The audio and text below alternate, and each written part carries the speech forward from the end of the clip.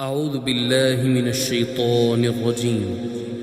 بسم الله الرحمن الرحيم. يا أيها المزمل قم الليل إلا قليلا نصفه أو انقص منه قليلا أو زد عليه ورتل القرآن ترتيلا إنا سنلقي عليك قولا ثقيلا إن ناشئة الليل هي أشد وطئا وأقوم قيلا إن لك في النهار سبحا طويلا واذكر اسم ربك وتبتل إليه تبتيلا رب المشرق والمغرب لا إله إلا هو فاتخذه وكيلا واصبر على ما يقولون واهجرهم هجرا جميلا وذرني والمكذبين أولي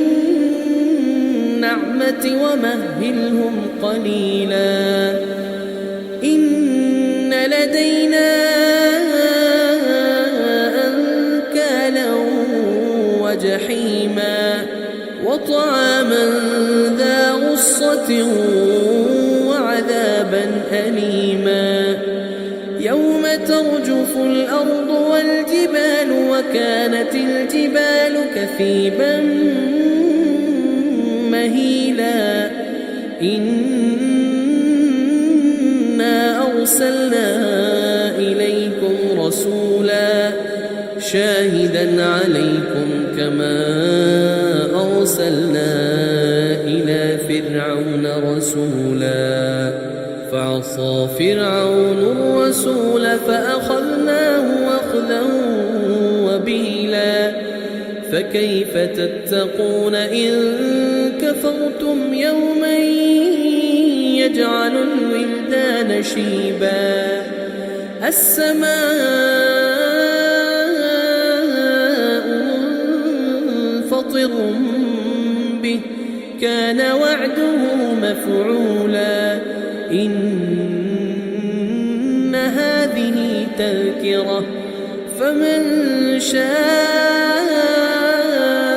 اتخذ إلى ربه سبيلا إن ربك يعلم أنك تقوم أدنى من ثلثي الليل ونصفه وثلثه وطائفة من الذين معك والله يقدر الليل والنهار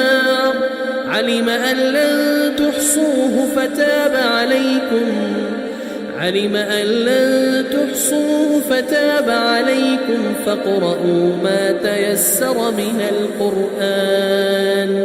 علم أن سيكون منكم مرضى وآخرون يضربون في الأرض يبتغون من فضل الله وآخرون يقاتلون في سبيل الله فاقرؤوا ما تيسر منه وأقيموا الصلاة وآتوا الزكاة وأقرضوا الله قرضا حسنا وما تقدموا لأنفسكم من خير تجدوه عند الله هو خيرا وأعظم أجرا واستغفروا الله